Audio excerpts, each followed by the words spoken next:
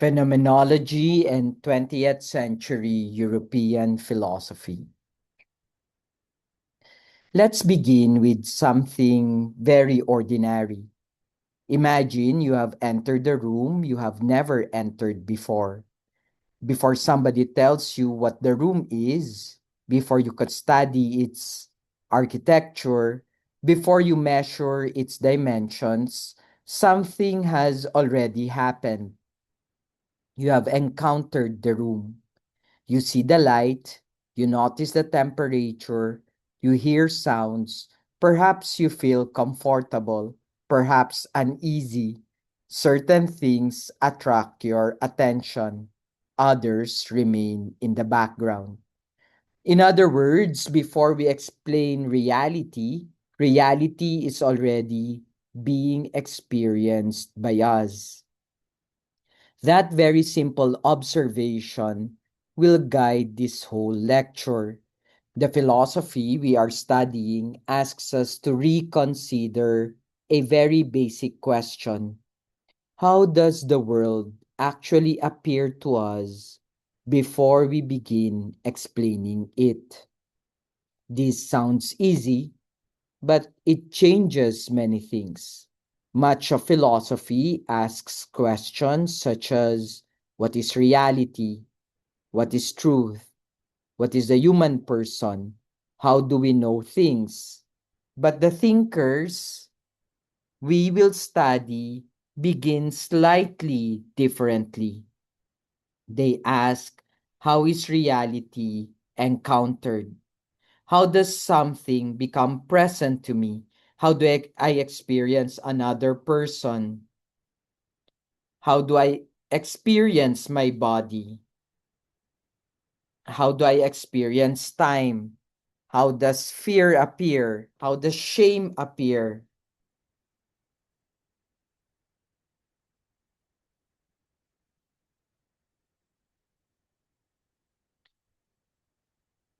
How does memory appear?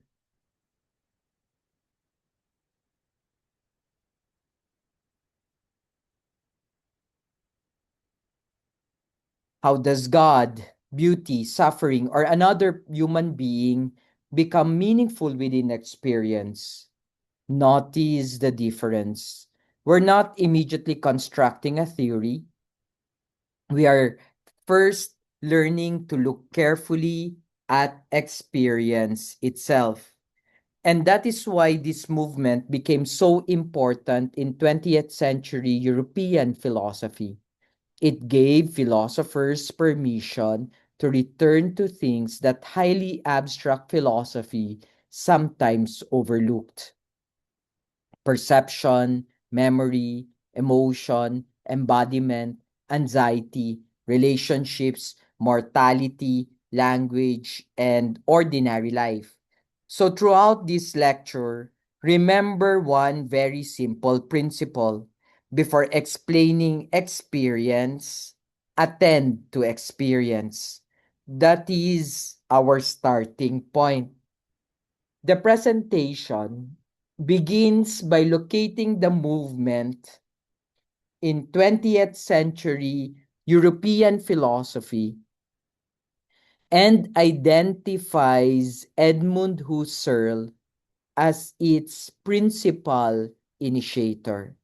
That's why they call this one a century-old movement. The movement begins around the beginning of the 20th century, particularly, of course, with Edmund Husserl, 1859 to 1938. But we should avoid imagining Husserl sitting alone and suddenly inventing an entirely new philosophy. Philosophy at that time was already very crowded. There were many competing answers to the question, how should we understand reality and human knowledge? Some philosophers emphasized reason, others emphasized science, some focused on logic, some examined history and culture, others studied human existence. Still others believe that philosophy should follow the methods of the natural sciences. Husserl enters this conversation and becomes dissatisfied with something deeper. The problem is not simply that philosophers have different answers. His worry is that philosophy may have become too far removed from the very experiences that make knowledge possible. Take a simple example. Suppose I ask, what is a table? A physicist might describe atoms. A chemist might describe materials. A carpenter might describe construction. An economist might discuss its price. An anthropologist might discuss its cultural function. All of these three can be correct. But there is still another question. How is the table actually encountered? When I sit before it, I do not first encounter carbon atoms. I encounter something on which I place my book, something towards which I reach, something occupying space, something seen from one side while other sides remain hidden. The table is already meaningful in my experience before scientific explanation begins. Husserl, therefore, wants philosophy to examine that level carefully. This does not mean rejecting science. It means asking what makes scientific knowledge possible in the first place. Scientists themselves perceive, they observe, they judge, they remember, they compare, they interpret evidence. Science, therefore, already depends upon human experience. Husserl wants philosophy to investigate that foundational level. So this movement should not initially be understood as another complicated theory. Think of it first as a discipline of attention. Before saying what reality must be, ask, how is it actually being encountered? Let's look at the philosophical currents from which Husserl emerged. The presentation names Neo-Kantianism, logism and idealism, pragmatism and Lebensphilosophy, positivism and empiricism. Do not worry about memorizing all the names immediately. What matters first is understanding the problem. Different philosophical schools were emphasizing different dimensions of reality.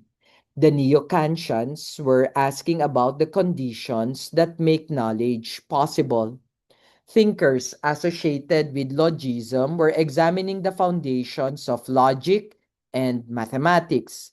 The pragmatists were asking how truth functions within human action and experience. Thinkers such as Bergson were emphasizing life, duration, and experience rather than reducing reality to mechanical explanation. The positivists increasingly emphasize what could be scientifically observed and verified. So imagine European philosophy as a large room in which everybody is arguing. One group says begin with reason, another says begin with logic, another says begin with science, another begin with history, another begin with life.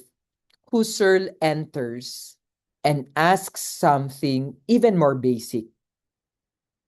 Before all these theories, what is actually given to us? That question is powerful because theories come later. Before I construct a scientific theory about pain, somebody experiences pain.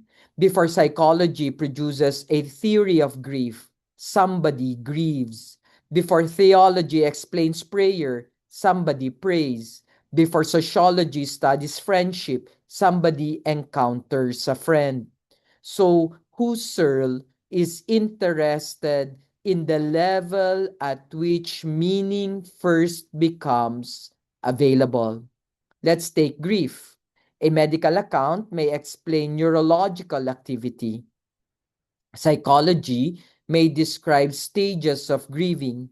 Sociology may examine rituals of mourning. All are useful, but none automatically tells us what is it like when someone I love is suddenly absent.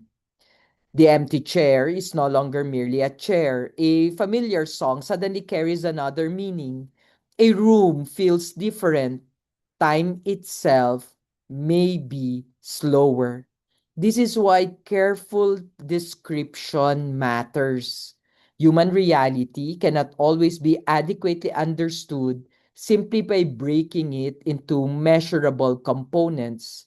Experience has structure, meaning, direction, and depth. That is the territory these philosophers begin exploring. Now we come to Husserl himself. The presentation identifies his logical investigations published in 1900s to 1901 as the formal announcement of his project. There he described the inquiry in relation to the experiences of thinking and knowing. By the second edition of 1913, his approach has developed into what the slide calls as an a priori transcendental science of pure consciousness. That sounds intimidating. A priori transcendental science of pure consciousness. Let's simplify it. Husserl asks, what actually happens when we know something?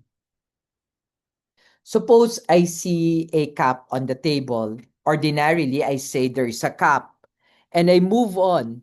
Husserl slows everything down. He asks, how is the cup given to me?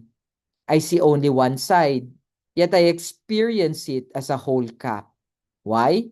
I cannot presently see the back of the cup, yet I expect it to have a back. If I turn it around, another side appears. So perception contains more than what is immediately visible.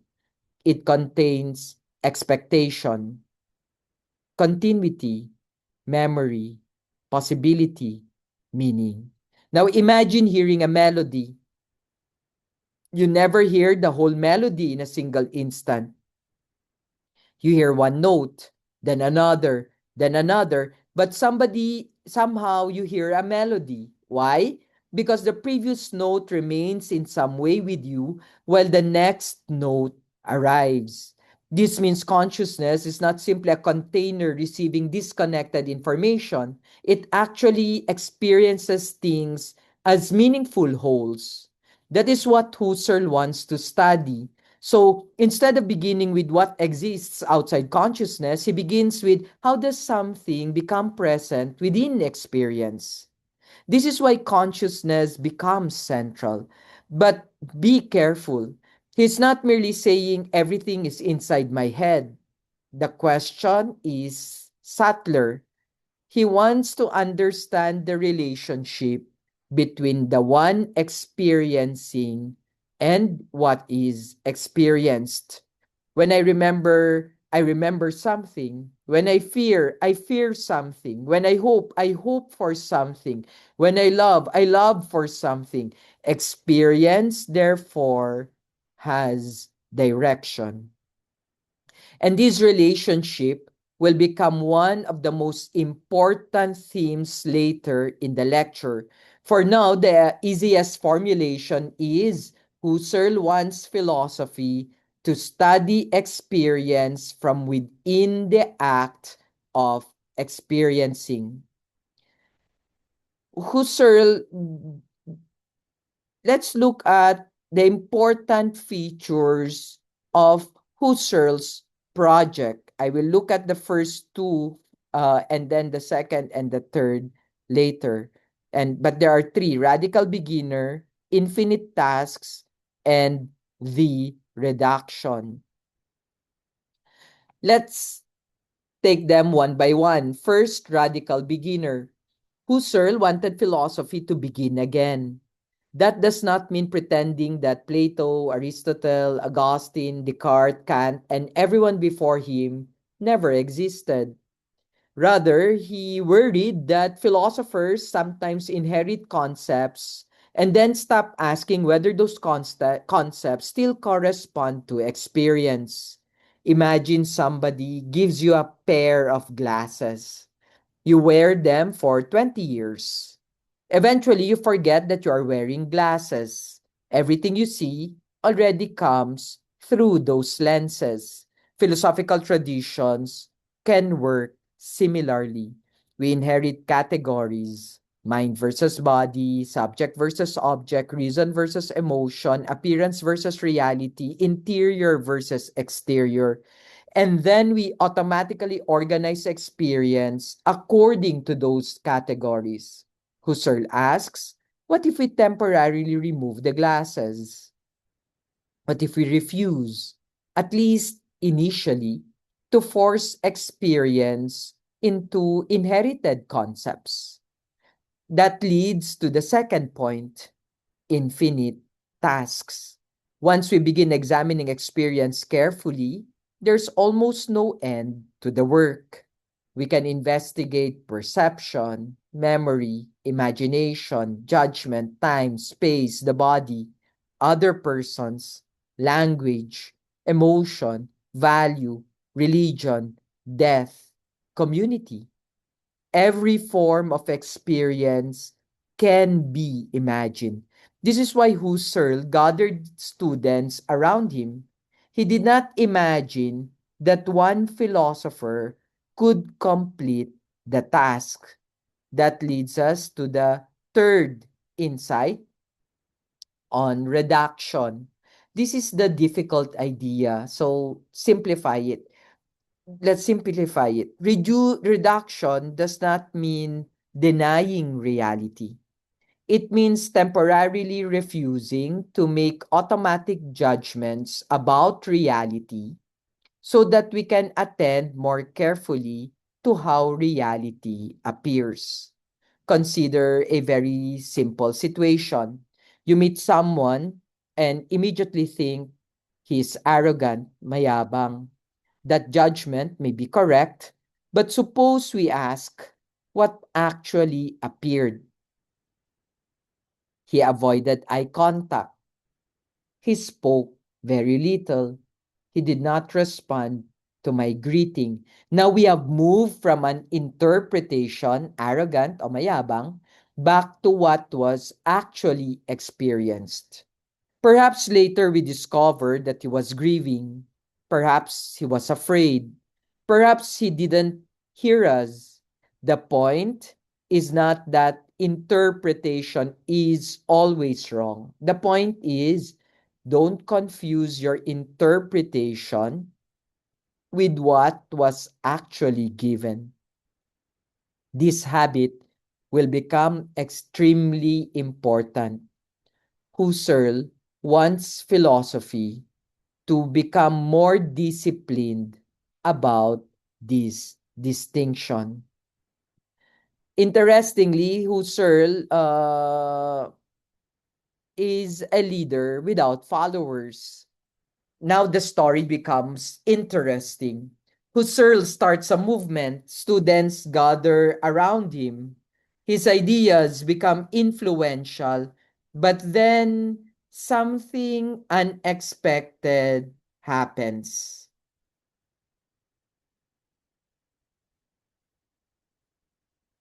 his students begin disagreeing with him.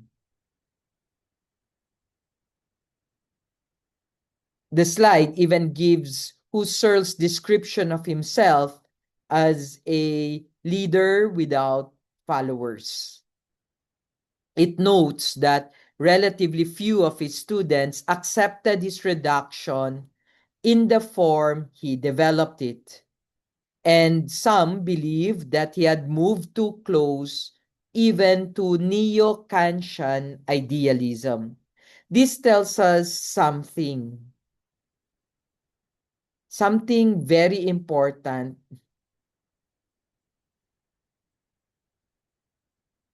about the history that we are studying. Do not imagine it like this. Husserl creates a method, he teaches Heidegger, Heidegger teaches others, everybody follows the same system. No, no, it's almost the opposite actually. Husserl opens a door, then everybody walks through the door in a different direction. This is actually appropriate. Why? Because once you say return to experience, people discover that experience is richer than any other method. Husserl emphasizes consciousness. Heidegger will ask whether we should begin with consciousness at all. Others will emphasize the body, others the other person, others freedom, others language, others ethics, others history. So the movement becomes fruitful precisely because it becomes unstable. Husserl's students learned from him a way of questioning, but they did not necessarily accept all his answers. This is useful for students of philosophy.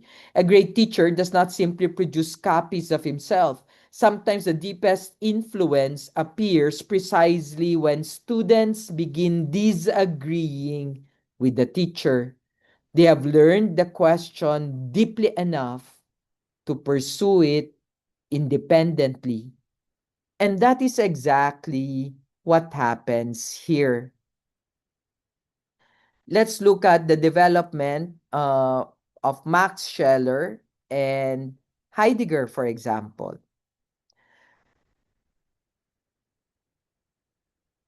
Max Scheler and Heidegger are figures who were no longer simply bound to Husserl's methodology. It also gives us, the slide also gives us Paul Ricoeur's memorable observation that the history of this movement became, in effect, a history of deviations from Husserl. This is one of the most important points to understand before proceeding. There's no single straight road from Husserl onward. Think of Husserl as discovering a spring. The water begins from one source, but as it moves outward, it divides into different streams. Scheller becomes interested in value, emotion, the person, and ethical experience. Heidegger, on the other hand, takes the question in another direction. Instead of primarily asking, how does something appear to consciousness, he increasingly asks, what does it mean for a human being to exist at all? This changes everything. For example, imagine fear. Husserl may lead us to describe carefully how fear is experienced, what is feared, and how does the object appear, what happens within consciousness. Heidegger begins pushing further. He asks whether moods such as fear or anxiety reveal something about our whole way of being in the world. Then, later came Levinas. Levinas would say, perhaps the most important experience is not my consciousness at all. Perhaps it is the moment another person confronts me and places a demand upon me. Merleau-Ponty will ask, why are we talking as though consciousness were detached from the body? I do not merely have a body like I have a pen. I encounter the bodily world bodily. Sartre will ask about freedom, shame, bad faith, and our relation to other people. So we should resist the temptation to simply memorize this history as if Husserl taught Heidegger and then Heidegger to Sartre and Levinas and Merleau-Ponty. That is useful chronologically, but philosophically, it misses the point. The deeper story is this. Husserl asks philosophers to return to experience. Once they did, they discovered many different dimensions of human existence. And each thinker begins saying, "You have not looked deeply enough." Husserl would say, "Look at consciousness." Heidegger would say, "Look at existence." Scheller would say, "Look at value and the person." Sartre would say, "Look at freedom." Merleau-Ponty would say, "Look at the body." Levinas would say, "Look at the other person." Derrida will eventually ask whether what appears is ever simply and completely present. So the development becomes less like a school with one doctrine and more like a continuing argument about how faithfully we can attend to reality as it is encountered. Take note, the unity of these thinkers we've mentioned is not that they all give the same answer. Their unity is that they keep returning to experience and asking whether our concepts have actually done justice to it. We ended the previous slide by saying that Husserl opened the door, but his students walked through different directions. Heidegger says in 1927, there's no such thing as the one phenomenology. That is important. There's no such thing as the one phenomenology. Normally, when we hear the name of a philosophical movement, we expect a doctrine. If I say Stoicism, we expect certain teachings. If I say Marxism, we expect certain concepts. If I say Thomism, we expect a recognizable philosophical framework. But here it becomes difficult because the philosophers belonging to this movement often disagree with one another. The slide itself emphasizes that there was never simply one method or one outlook.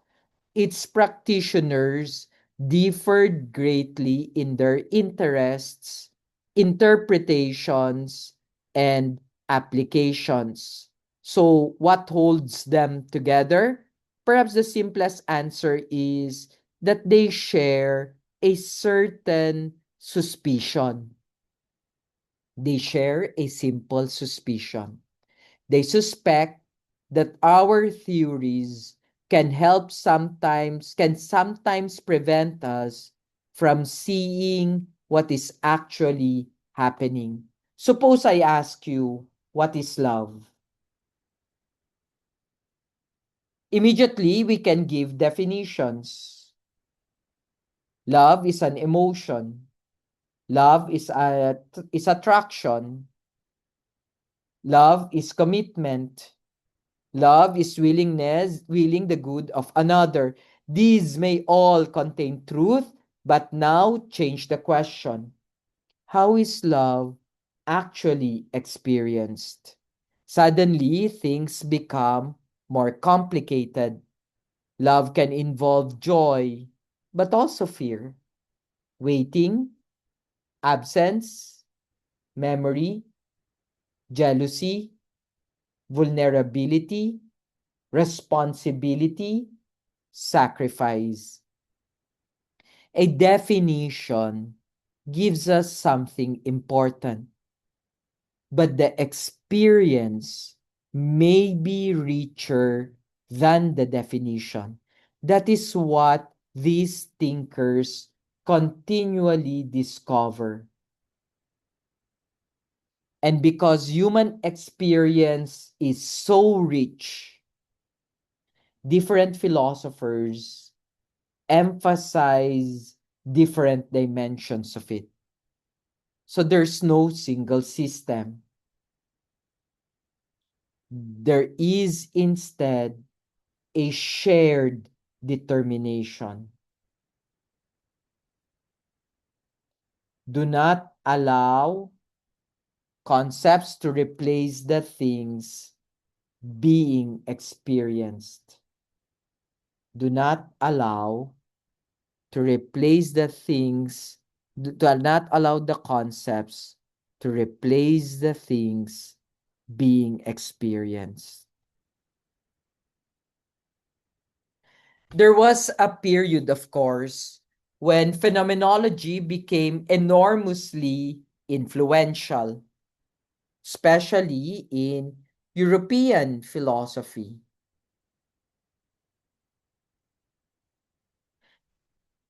The slide then tells us that its dominance eventually diminished as other movements became prominent.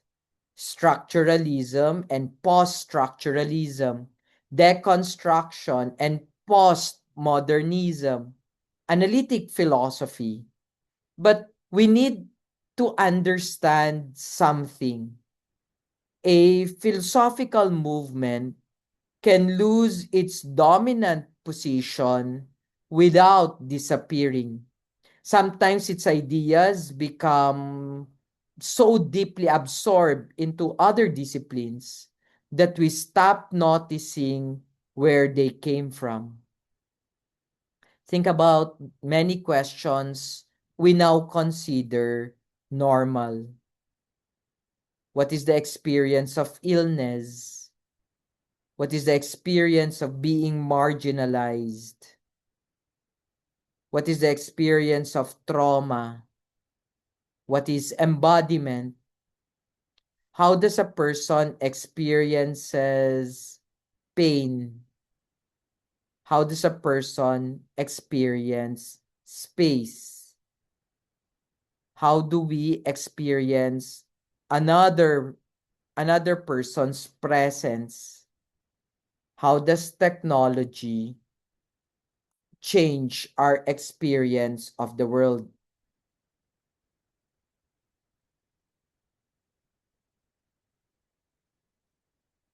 These questions appear today in philosophy and in many other disciplines. And behind many of them is a very basic insight. Human reality cannot always be understood adequately from the outside.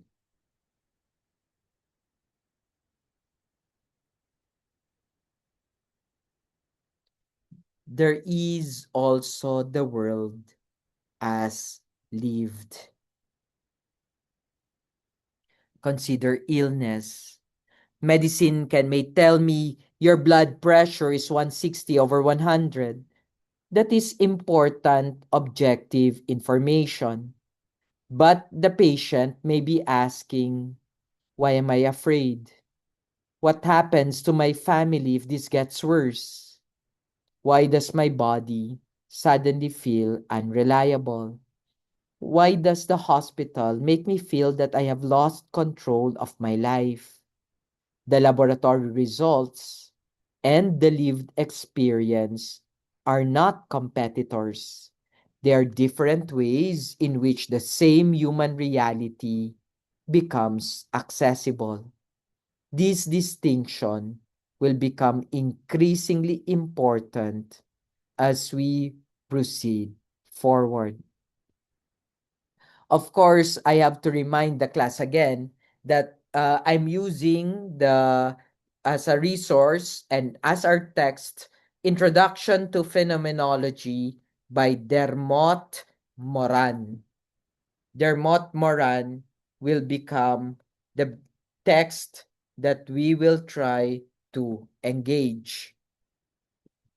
And it is this book that lays down the map for us Of course, the book identifies three broad movements: Franz Brentano, then Husserl and Heidegger, followed by a wider group of European thinkers, including Gadamer, Arendt, Levinas, Sartre, Merleau-Ponty, and Derrida.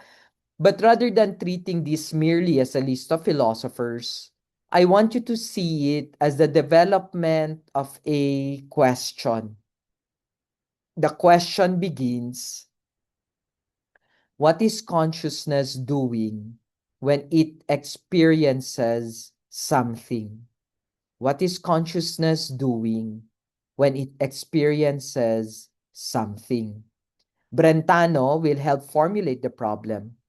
Husserl will radically develop it. Then Heidegger will say, perhaps we have already made a mistake by starting with consciousness because before I become a detached thinker observing the world, I am already living in a world. I wake up somewhere. I belong to a family. I speak a language I did not invent. I inherit traditions. I have a body. I have relationships. I have responsibilities. I have a past. I am moving toward the future. So the question changes from how does consciousness experience the world to what does it mean to exist in a world? Then the latter thinkers complicate it further. What about the body? What about freedom? What about another person? What about language? What about history? What about interpretation? So do not memorize these philosophers as isolated names. Think of them as people entering and engaging the same conversation, but pushing the question further. In fact, this is a radical way of doing philosophy. Phenomenology is a radical, anti-traditional style of philosophizing that attempts to describe phenomena as they appear to consciousness without simply imposing preconceived interpretations upon them. Again, let's make this very simple. Suppose I put a cap on the table. What is the first temptation of philosophy? To ask, what is the cup made of? What is substance? What is matter? Does the cup exist independently of consciousness? How do I know the cup exists? But Husserl says, wait. Before all those questions, look at the cup. How does it appear? You see the front, you do not see the back. Yet you experience one cup. If you walk around it, different sides appear. If the light changes, its appearance changes. If you are thirsty, the cup appears as something you can drink from. If the cup belonged to your deceased grandmother, suddenly it's not merely a drinking vessel. The physical object may remain exactly the same, but its meaning within experience changes. This is crucial.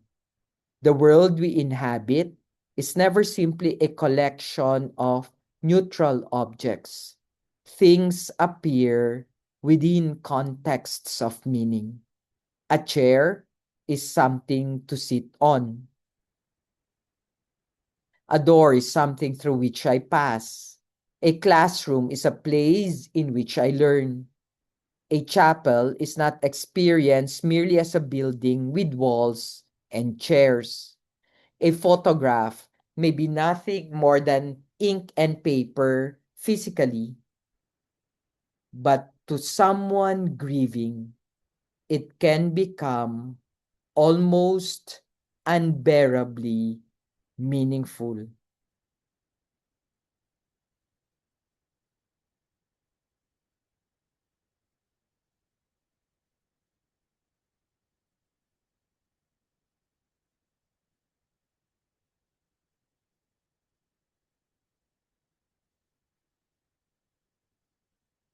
So this philosophy asks us to recover the world as meaningful before we reduce it to explanation.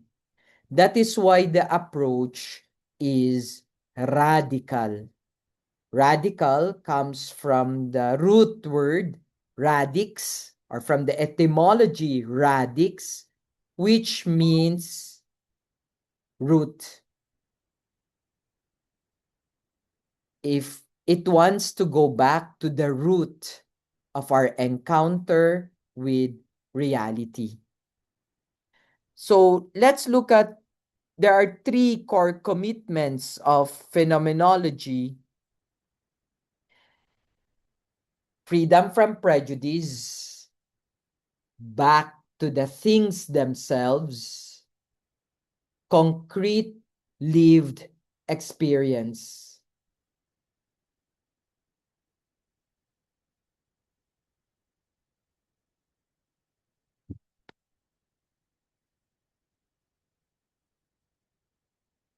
Let's understand this carefully. First, freedom from prejudice. Here, prejudice does not simply mean racial or social prejudice. It means prejudgment, something we have already decided before looking carefully. Suppose a seminarian enters your office and you already think he is lazy. Everything he does may now be interpreted through that judgment. If he's quiet, lazy. If he submits late, lazy. If he appears tired, lazy. But what happens if you suspend that label? You may begin noticing things you previously ignored. Perhaps he's caring for a sick parent. Perhaps he's struggling academically. Perhaps he is afraid. Perhaps he really is lazy. But now your judgment comes after attention, not before it. That is the discipline being demanded. Second, back to the things themselves. This does not mean abandoning thinking, it means allowing reality to correct our thinking. Instead of saying, this must be what grief is, ask, how is grief actually being lived? Instead of this must be what faith is, ask, how is faith actually experienced? Instead of immediately categorizing, this is difficult or this person is difficult, ask, what is actually happening in my encounter with this person? And third, concrete experience, concrete lived experience. Philosophy returns to the human being who eats, waits, walks, remembers, touches, desires, fears, hopes, suffers, loves, and dies. This is one reason 20th century European philosophy becomes so powerful. It brings philosophy back into the street, the home, the hospital, the classroom, the battlefield, the bedroom, the church, and the human body. That's why we've seen philosophy renewing phenomenology, renewing philosophy. Readers of Husserl's logical investigations felt that familiar philosophical problems were being approached in a new way. Heidegger students, including Hannah Arendt and Hans Georg Gadamer, similarly remembered the vitality of his teaching. Later, Sartre and Merleau-Ponty embraced this approach as a way of moving beyond narrow empiricism toward life as actually lived. Why did this feel fresh? Because suddenly, philosophers could talk seriously about ordinary experience, not only being, substance, causality, universals, logic, but boredom, anxiety, shame, touch, desire, waking, seeing, waiting, remembering, being watched, encountering another person. Imagine something as ordinary as waiting for a message. Objectively, perhaps only 5 minutes have passed, but experientially, 5 minutes can feel very different. If you're waiting for a food delivery, 5 minutes is nothing. If you're waiting for the results of a medical test, 5 minutes can feel enormous. If you're waiting for somebody you love to reply after an argument, 5 minutes may feel even longer. So, clock time and leave time are not identical. The clock says 5 minutes, experience says an eternity. This is precisely the kind of ordinary reality philosophy begins taking seriously. Or consider even space. 10 meters is 10 meters. But 10 meters between you and a stranger is different from 10 meters between you and somebody you desperately want to see.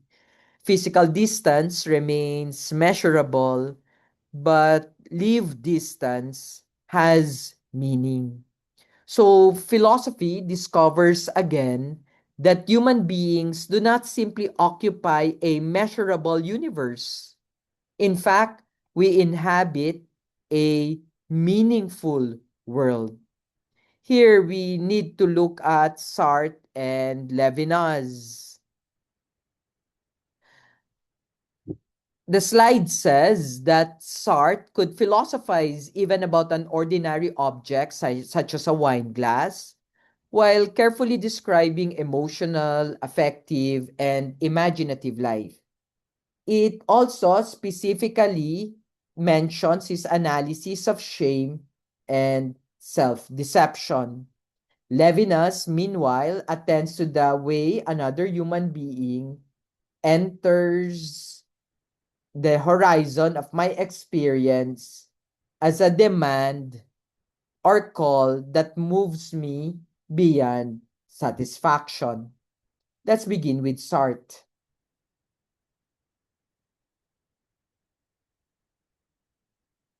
Imagine that you are doing something embarrassing when you believe nobody is watching. Then suddenly you hear footsteps. Someone has seen you. What happens? Your experience changes immediately, right? A moment ago, you were simply acting. Now you experience yourself as seen by another person. You become self conscious.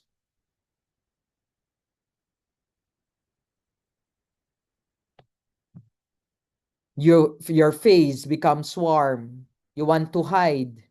This is shame. Notice what Sartre does. He does not begin by defining shame as a negative emotional response produced by social evaluation. He instead asks, what is shame like? And through the experience of shame, something profound is revealed. I discover that I am not only the person who looks at the world, I can also be looked at. I am an object within another person's world. That changes my experience of myself. Now, Levinas takes the encounter with another person in another direction. Suppose you encounter someone suffering. At first, you could treat that person as an object of knowledge. Who is he? How old? What happened? What diagnosis? But there can be another moment.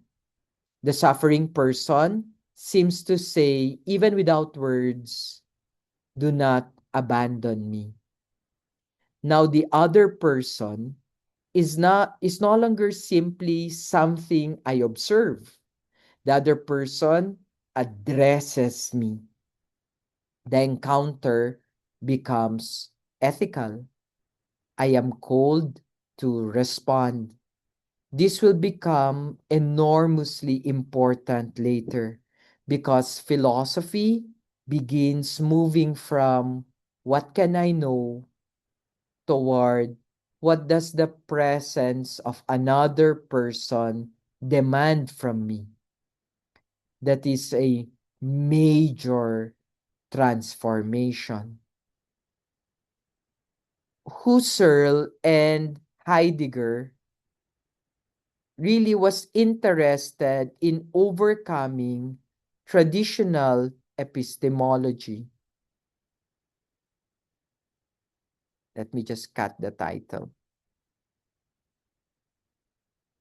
Husserl and Heidegger reject what the presentation calls the representationalist account of knowledge, associated here with the Lacan way of ideas. So instead, experience is presented as direct engagement with the world rather than primarily as an internal representation mediating between the knower and reality. Let's simplify this dramatically. A traditional picture can make knowing look something like the world, image of in my mind, me. World, image in my mind, me. There's an object outside. It causes an impression. I receive a mental representation. Then I somehow infer the external object from the representation. But these philosophers ask, is that actually how experience feels? Right now, are you experiencing mental images of chairs? Or are you experiencing chairs? When you hear somebody calling your name, do you first experience auditory data occurring within consciousness? No. You hear, someone is calling me. When you see a friend approaching, you do not ordinarily think there's a visual representation inside my consciousness from which I infer the probable existence of my friend. No, you simply say, there is my friend. The world is already there for us. We're already engaged with it. This becomes even clearer when we act. Suppose we are using a hammer. When the hammer works properly, you usually do not stare at the hammer and analyze it. You are focused on the nail. The hammer almost disappears into the activity. But if the hammer suddenly breaks, you notice it. This tells us something fascinating. Things do not first appear as neutral objects that we later assign meanings to. Very often, things appear immediately through what we are doing with them. The door is something to open. The chair is something to sit on. The book is something to read. The road is something to travel. The person before me is someone to whom I speak. So human beings are not detached spectators standing outside the world. We are already involved, already concerned, already acting, already responding, already situated. This is the crucial transition. We began with Husserl asking, how does something appear to consciousness? But the investigation is gradually revealing something larger.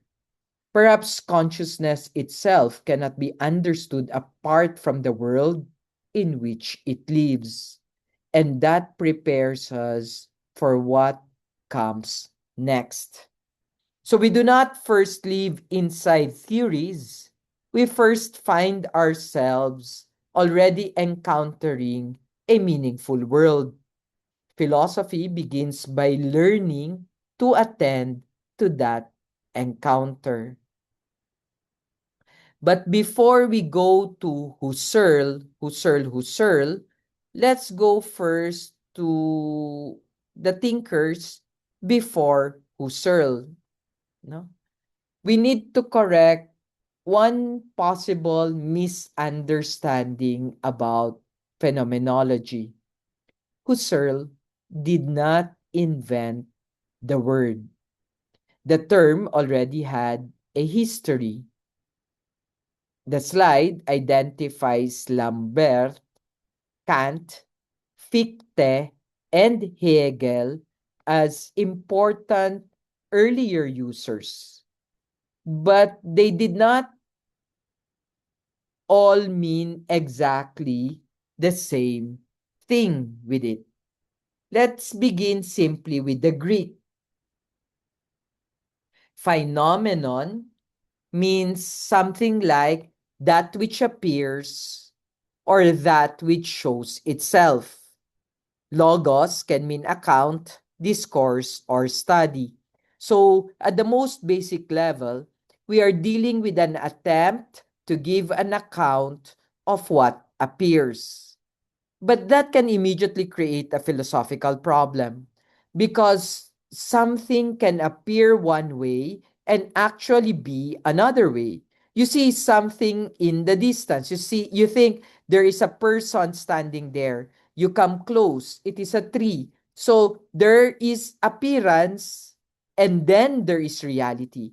This problem fascinated philosophers long before Husserl. Lambert in the 18th century associated the term with the science of appearance, moving from Schein, I don't know how to pronounce it, it's Shein, appearance toward truth. Kant also used the term in connection with the relation between what appears and the conditions under which things can appear to us. Fichte relates appearance to consciousness. And then Hegel gives the term enormous philosophical importance in 1807. So there is already a history here, but Husserl will change the question. He will not simply ask, is the appearance true or false? He will ask, how does something appear at all? That is a much deeper question because even when I am mistaken, my mistaken experience still has a structure. I thought I saw a person. Why? What was given? What did I expect? How did the meaning change when I approached? The mistake itself teaches us something about experience. And this is where Husserl will eventually take us. But let's look at, I said that Hegel is the one who will really emphasize the point. Hegel published the Phenomenologie des Geistes or the Phenomenology of Spirit in 1807. Interestingly, the slide tells us that Hegel's work was not immediately the dominant source for the latter movement. It was only in the 1920s and 30s that such thinkers as Kojève, Hippolyte, Val, and Merleau-Ponty would reclaim Hegel as an important precursor. Why is Hegel important?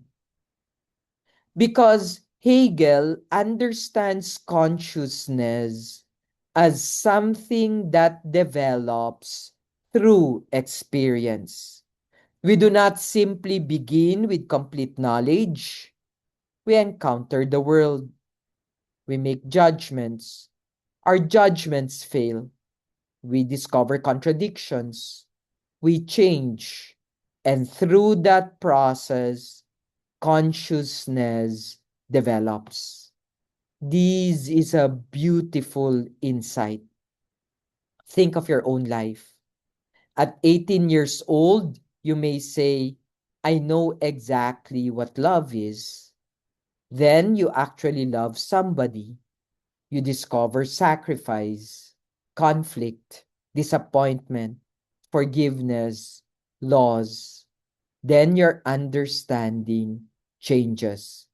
The definition you began with may not simply disappear, true, but experience has transformed its meaning. Or take priestly formation. Someone may enter the seminary with a very clear idea. This is what priesthood means. But then he encounters community, obedience, loneliness, study, prayer when prayer feels dry.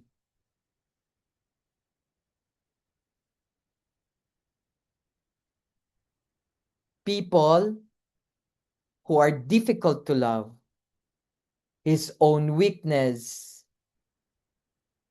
Now, priesthood means something different because it has passed through experience.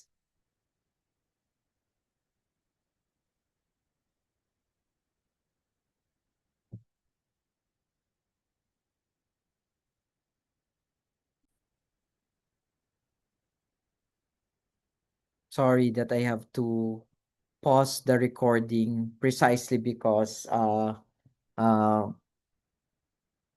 of a local government concern that was brought to me, and that's the reason why I have to pause everything. But let's go back to what we were saying here, um, and let's reflect on these even deeper or more deeper, more deep, deep na more pa deeper pa. Uh, so uh, so we were saying we encounter the world, we make judgments, our judgments fail, we discover contradictions, we change, and through that process, consciousness develops. This is a beautiful insight. And what we see is that even in priesthood, right, when prayer feels dry, people who are difficult to love, his own weaknesses, this changes what priesthood means also. Now, priesthood means something different because it has passed through experience. That is that basic insight that consciousness is transformed through its encounters. That's important.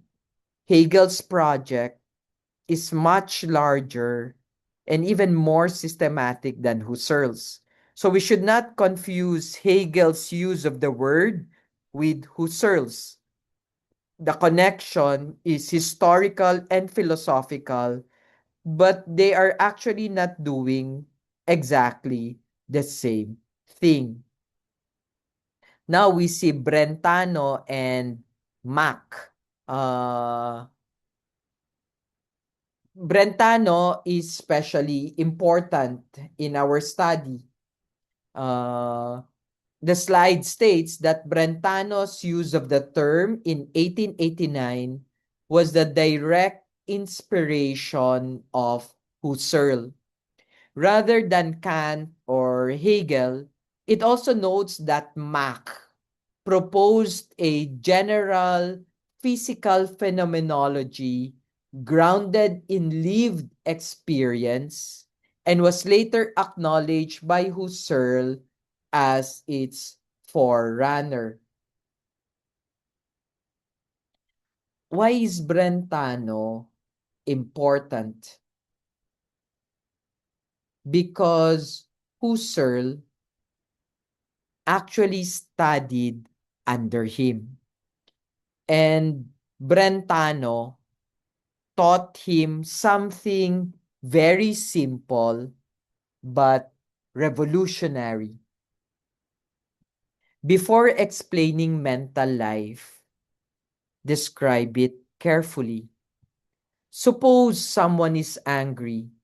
There are many possible ways of studying anger. A neurologist may study the brain. A physiologist may study heart rate. A psychologist may ask about childhood experiences. A sociologist may examine cultural expressions of anger. But Brentano asks a different question. What kind of act is anger? Anger is not just something happening inside me. I'm usually angry at someone or something. That little word, at, is going to become enormously important. I fear something. I remember something. I desire something. I judge something. I love someone. Mental life seems always to reach beyond itself. This is where Brentano begins preparing one of Husserl's most important ideas. Brentano, now we need to understand what Brentano meant by descriptive psychology. The slide says that Husserl's approach first I finds its first anticipation in Brentano's attempt to rethink psychology as a descriptive science, a classification or taxonomy of mental acts distinct from genetic or physiological psychology. The distinction is easier than the terminology suggests. Imagine that I am afraid of a dog. One approach asks, why am I afraid? Perhaps I was beaten as a child. Perhaps my nervous system reacts strongly. Perhaps I learned fear from my parents. Those are casual questions.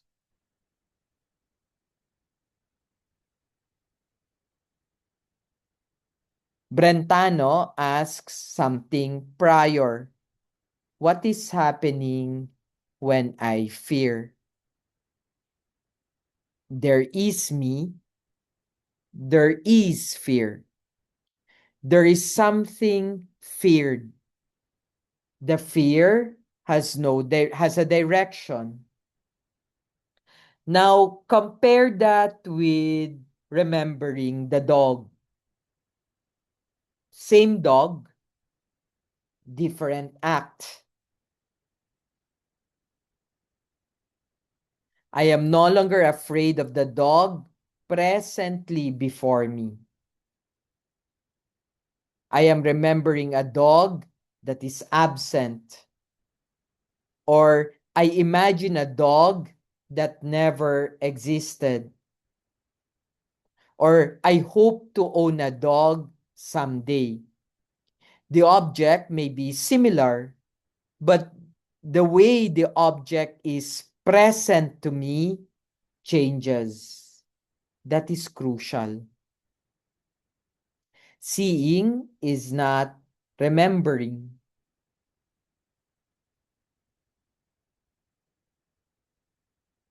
Remembering is not imagining. Imagining is not hoping. Hoping is not fearing. Fearing is not loving. So, Brentano wants us to describe the different forms of mental life carefully. Because asking what causes them, first ask what kind of experience is this? That distinction becomes foundational for Husserl. Let's look at Brentano's key contributions. So, there are three major contributions from Brentano: philosophy as rigorous science, intentionality, and inner perception. The most important for us is intentionality. Please do not confuse intentionality with having an intention. If I say, I intentionally broke the glass, that is not what Brentano means. Intentionality means consciousness is directed toward something. This is one of the simplest and most important ideas in the lecture. You never simply see. You see something. You never simply remember. You remember something. You never simply hope. You hope for something. Even when you imagine something that does not exist, your imagination is still directed toward something. Suppose I imagine a dragon. There may be no dragon physically present, but my act of imagining is still directed toward the imagined dragon. So consciousness is not like an empty box into which mental contents are placed. It's more like a movement. Consciousness reaches toward something. That is intentionality. This is going to change the way we think about the human person. Because if consciousness is always directed beyond itself, then perhaps the human person cannot be understood as an isolated interior mind. We are always already turned toward a world. Here we see the unique contribution of Brentano on mental acts. The slide emphasizes three things. He denies purely unconscious mental acts because every mental act can become the object of inner reflection, and awareness has a part-whole structure. Brentano also believed descriptive psychology could provide a conceptual foundation for the human sciences, including law, politics, economics, and aesthetics. Let's make these concrete. Suppose you are listening to music.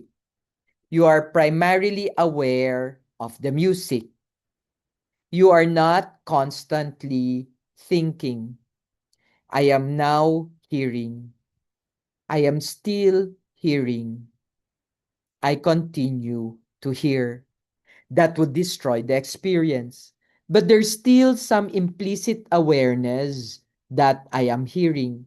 Or suppose you are angry. Your attention is primarily directed toward what made you angry. But later someone asks, were you angry? And you say, yes.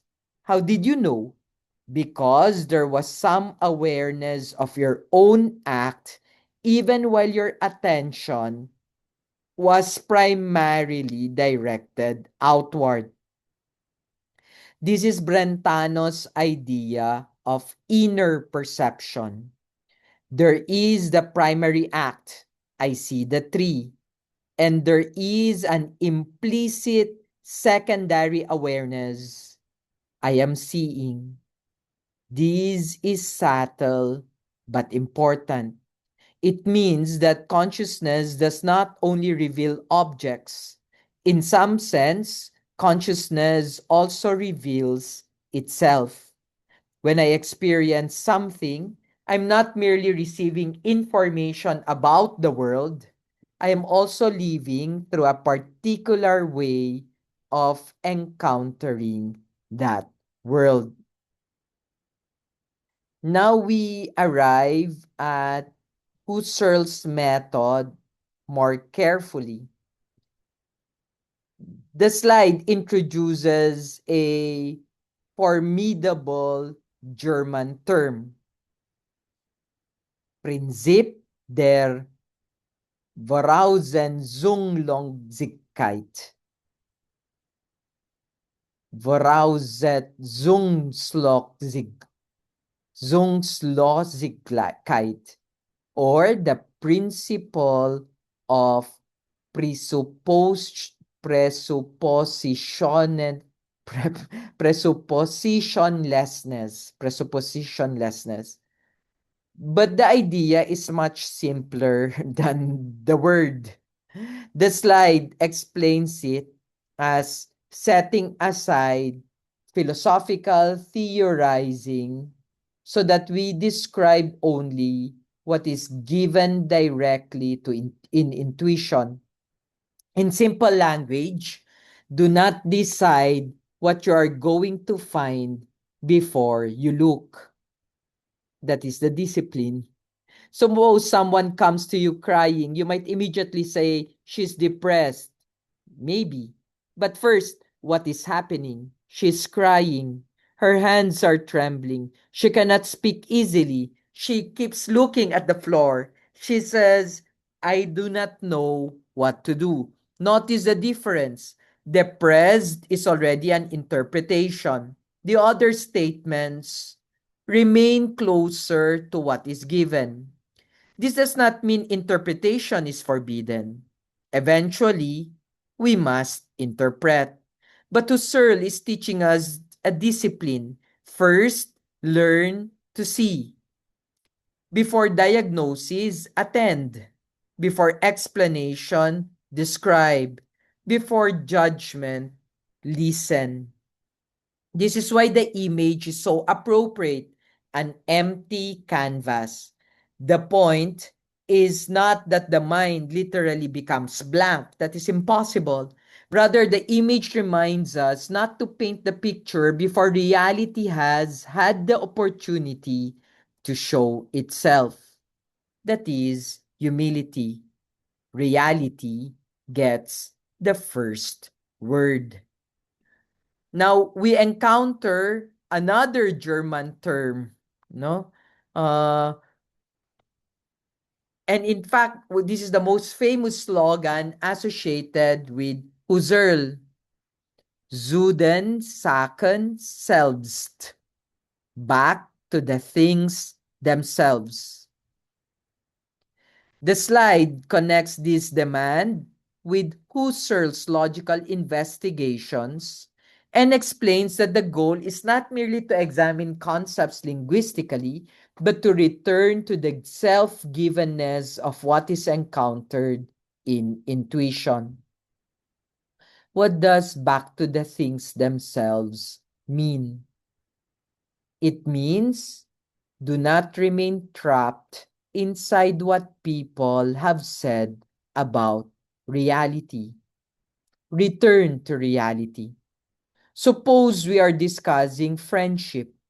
We can read Aristotle, Aquinas, Augustine, Cicero, modern psychology. All of these are valuable, but eventually we must ask, what is it actually like to have a friend? What happens when someone knows something shameful about you and remains? What happens when somebody's presence makes silence comfortable? What happens when trust is betrayed? What happens when a friend dies? Now, friendship is no longer merely a definition. It becomes visible within experience. The same can be said about prayer. We can define prayer beautifully, but then ask, what is it like to pray when God seems absent? Or what is it like to remain in silence when nothing seems to happen? What is it like when a familiar scripture suddenly speaks suddenly because your life has changed? This is the movement from the concept back toward the reality that gives the concept its meaning. And that is why back to the things themselves should never be understood as anti-intellectual.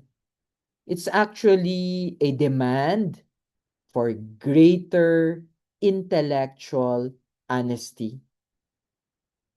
Our ideas must answer to what is given. Reality is not required to conform to our theory. Our theory must remain answerable to reality.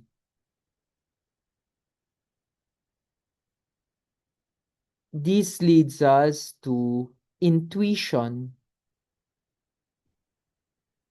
Now we need to be careful with the word intuition. Today, when someone says, my intuition tells me, we usually mean, I have a feeling. That's not what Husserl primarily means or is saying.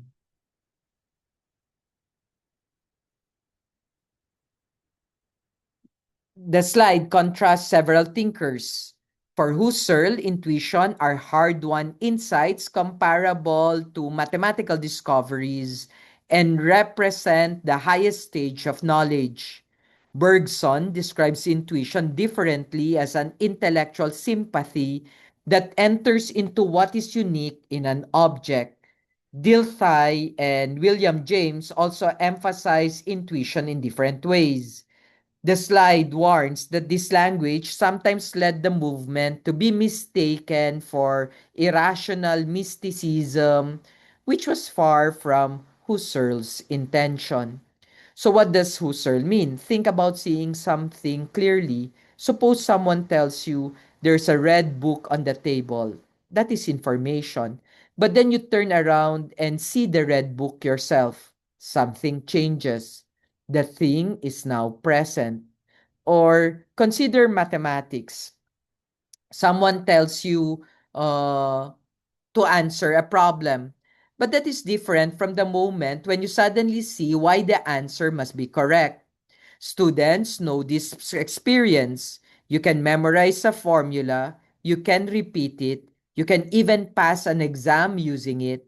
But then one day, now I understand. That seeing is closer to what Husserl means by intuition. It does not have to mean seeing with the eyes. It means something becomes directly evident. This is why intuition is not the enemy of reason. For Husserl, it's actually a fulfillment of reason. Reason should not merely manipulate words.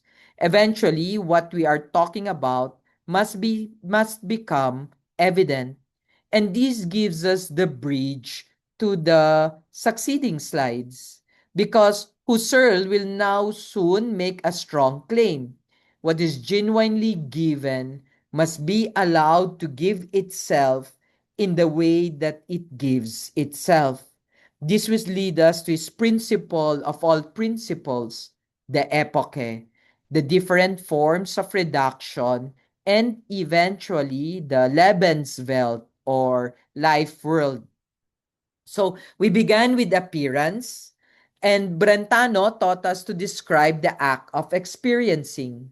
Husserl then asks us to suspend our assumptions and return to what actually gives itself in experience.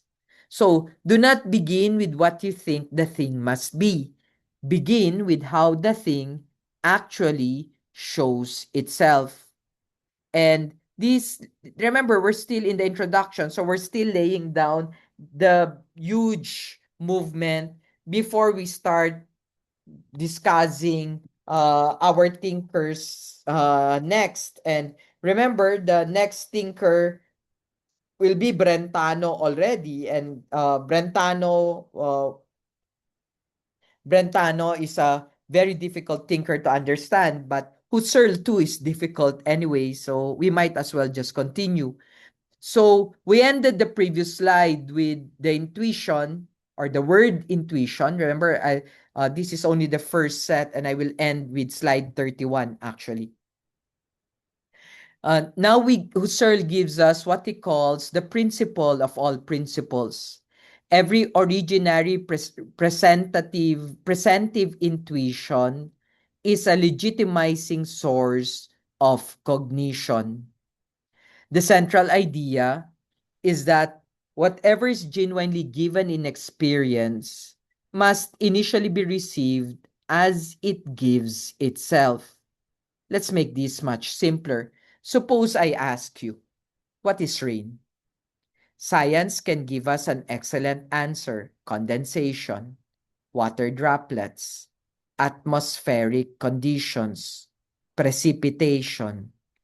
All are correct. But imagine that you're standing outside and it begins to rain. Before you explain the rain, you encounter it. You feel cold drops. You hear them hitting the roof. The ground darkens. You smell wet earth. Perhaps you run for shelter. Or perhaps the rain comes after months of drought and you experience relief. Or perhaps you're standing beside a grave. Now, the same rain carries a completely different meaning. Husserl's point is that philosophy must respect how something is given. The rain as measured by meteorology is real, but the rain as experienced is also real. Do not immediately replace one with the other, and this introduces an important word on the slide: givenness, Gegebenheit. Something is given, but it is always given in a certain way. A person can be given as a stranger, a teacher, a friend, an enemy, a patient, a mother, a child. The physical person may be the same, but the manner in which that person appears within experience changes everything. So we can formulate Husserl's principles very simply.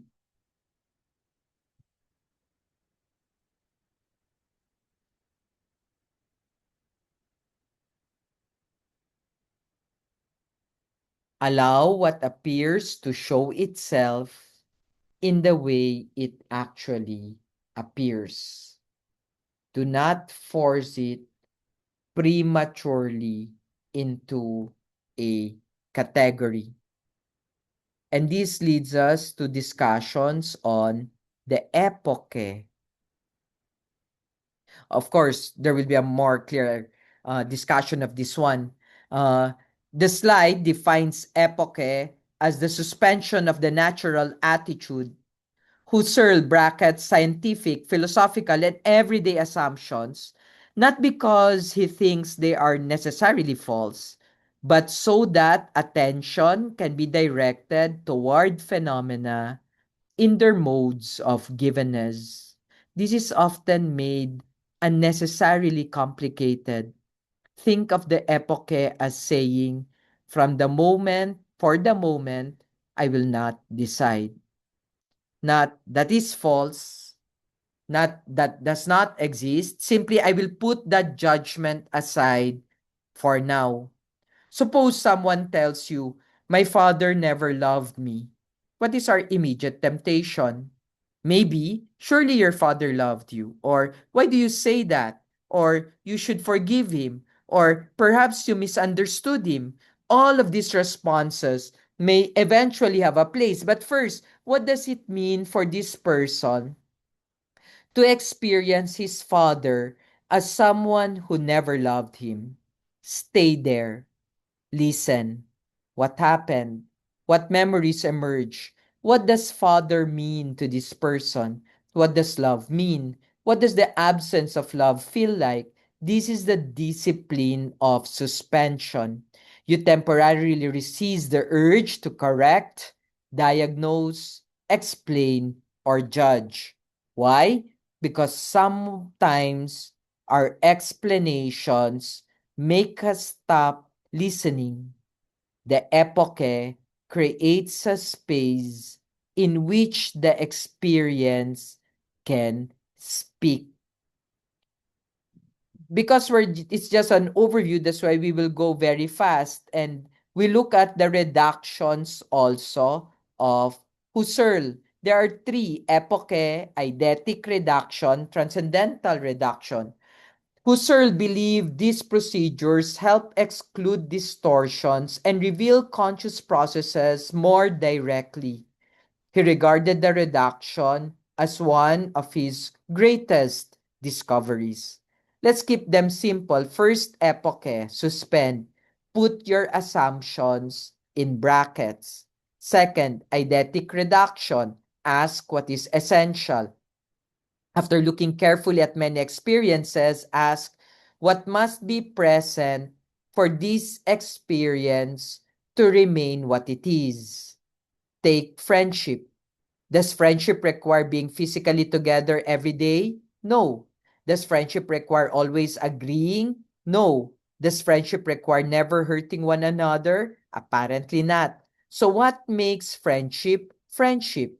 Trust, mutual recognition, concern for the good of the other, shared life. We imaginatively vary the experience to discover what seems essential. Third, transcendental reduction, turn toward the experiencing itself. Now we ask, how is this experience constituted as meaningful for consciousness? What is happening between the one experiencing and what is experienced? So there is a progression, right? What appears, then what makes it what it is, then how does it become meaningful within experience? That is enough for now. Do not make the reductions mysterious. They're simply different ways of learning to look more carefully. Now let's look at the double direction of these reductions. Now something very interesting happens. The reductions can lead in two directions, and the slide identifies a neo-Kantian or Cartesian direction toward the transcendental ego, and a worldly direction toward consciousness as always caught up with its intentional correlate, that is, always embedded within a world. The second direction eventually leads Husserl towards Lebenswelt, the life world. Now, this tension is extremely important. When Husserl turns toward consciousness, he can ask what structures make experience possible. This leads towards the transcendental subject, but something else becomes visible. Whenever we imagine consciousness, we discover that consciousness is never simply alone. I'm always conscious of something. I see a tree. I hear music. I remember my childhood. I fear tomorrow. I speak with another person. So when we go deeply into consciousness, strangely enough, we rediscover the world. This is beautiful. We begin by looking inward.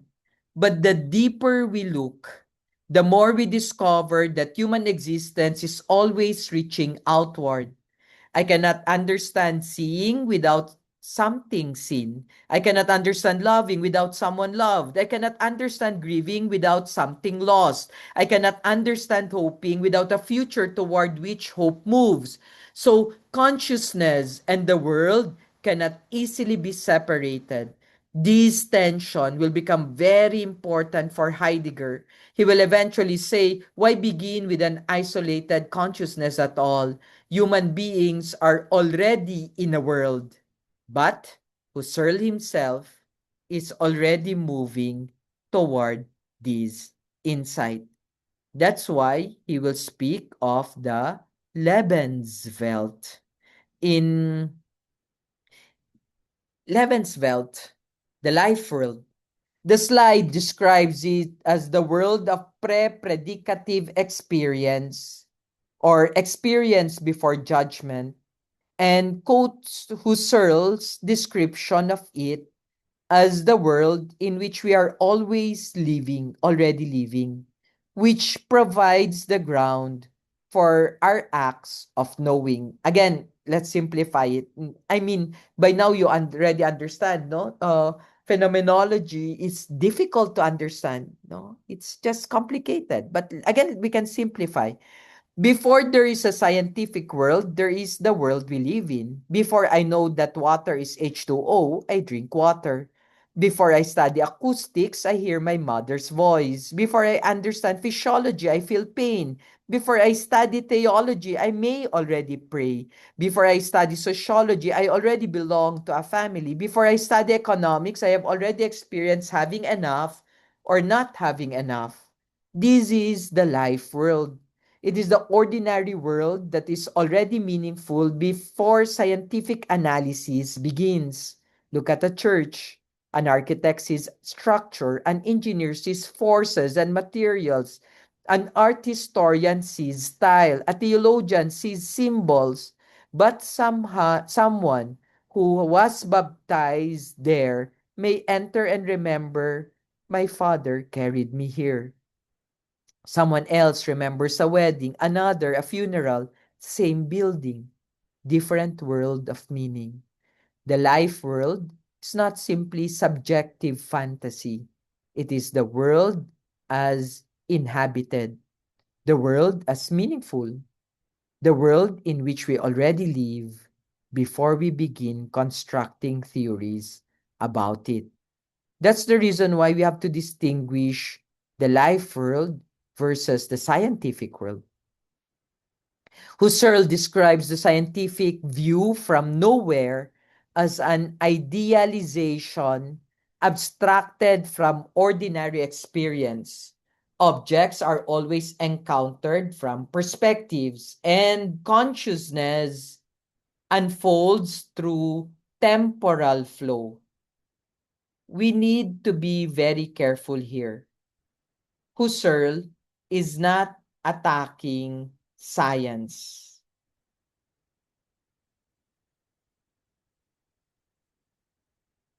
He's asking science to remember where it begins. Science seeks objectivity, and that is good. But every scientist begins as a human being standing somewhere. A scientist uses eyes, hands, instruments, language, concepts, a laboratory, a community of researchers, a historical tradition. Science itself arises from the life world. Consider a patient. Medicine may say stage 4 cancer. That is medically meaningful. But the patient hears, I may die. The spouse hears, I may lose my husband. The child hears, my father may not be here when I graduate. The physician hears, what treatment options remain. The same reality is encountered through different horizons. None should simply replace the other. The danger comes when we think that because one description is scientifically measurable, all the other dimensions have become unreal. Husserl resists that reduction. The measurable world is real, but it is an abstraction from a richer world that was already being lived. So remember, science explains the world, but before we explain the world, we live in it. And to the last slide of this tranche of the lecture, the presentation says that the movement tries to overcome the traditional opposition between rationalism and empiricism by challenging a rigid subject-object distinction. It emphasizes a holistic approach, the body's mediating role in perception, horizons within understanding, and a resistance to reductionist models of experience. Let's end part one with this. Older philosophical debates often seem to give us two choices. Either knowledge comes principally from reason, or knowledge comes principally from sense experience. Husserl changes the problem. He asks, what if we first examine the actual experience of knowing? When I see a tree, am I merely receiving colors? No, I see a tree. I see it as standing there. I expect it to have another side. I recognize it as the same tree when I walk around. Past perception remains with present perception. Future possibilities are anticipated. So experience is already structured. It's neither simply raw sensation nor pure reasoning at work. And notice something else that is presented here. I have a body. I see the tree from here because I'm standing here.